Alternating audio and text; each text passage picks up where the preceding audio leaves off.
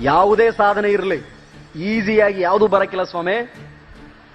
ನಿದ್ದೆ, ಊಟ, ಏಕಾಗ್ರತೆ, ವ್ಯವಧಾನ ಇದೆಲ್ಲವೂ ಇರಬೇಕು. ಎಲ್ಲಕ್ಕಿಂತ ಹೆಚ್ಚಾಗಿ ಇಚ್ಛಾಶಕ್ತಿ.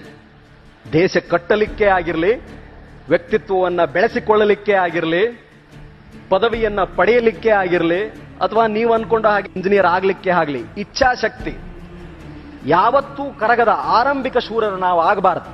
ಏನೋ ಹೇಳ್ಬಿಟ್ರಪ್ಪ, ಸಿಕ್ಕಾಪಟ್ಟೆ ನಾವು ಇವತ್ತು ಮಾತಾಡ್ಬಿಟ್ಟು ಹೋಗಿ ಕೇಳ್ಕೊಂಡ್ಬಿಟ್ಟು ಇವತ್ತು ಫುಲ್ ಒನ್ ಡೇ ಕುತ್ಕೊಂಡು ಸಿಕ್ಕಾಪಟ್ಟೆ ರಾತ್ರಿ ಮಟ್ಟ ಓಡಿ ನಾಳೆ ಹೋಲ್ ಡೇ ಮಲಗಿಬಿಡೋದಲ್ಲ. ಅಂತ್ಯ ಆರಂಭದ ಮಧ್ಯೆ ಆ ಕನ್ಸಿಸ್ಟೆನ್ಸಿ, ಸ್ಥಿತವಾಗಿರುವುದು, ಸಮಚಿತ್ತತೆ, ಸರಿಯಾಗಿ ಓದುವುದು, ಆ ಗಟ್ಟಿತನವನ್ನ ಕಾಯ್ದುಕೊಳ್ಳುವ ಗುಣ ಅತಿ ಮುಖ್ಯ. ಇಲ್ಲದೆ ಹೋದ್ರೆ ನಾವು ಆರಂಭಿಕ ಶೂರರಾಗ್ತೇವೆ. ದೇಶ ಕಟ್ಟುವುದು ಒತ್ತಡಕ್ಕೆ ಇರಲಿ, ಮನಿ ತಟ್ಟಿ ಬಿದ್ರು ಕೂಡ ಒಂದೆರಡು ನಾಲ್ಕು ಏನು ದಂಟ ಅಂತೀವಿ ನಾವು, ಜೋಳದ ದಂಟ ತಗೊಂಬಂದು ಕಟ್ಟಿ ಇಟ್ಟು ಅದಕ್ಕೆ ಸೆಣಬು ಕಟ್ಟಕ್ಕೂ ಕೂಡ ಕಷ್ಟ ಆಯ್ತದೆ, ಶಕ್ತಿ ಬರಕ್ಕಿಲ್ಲ.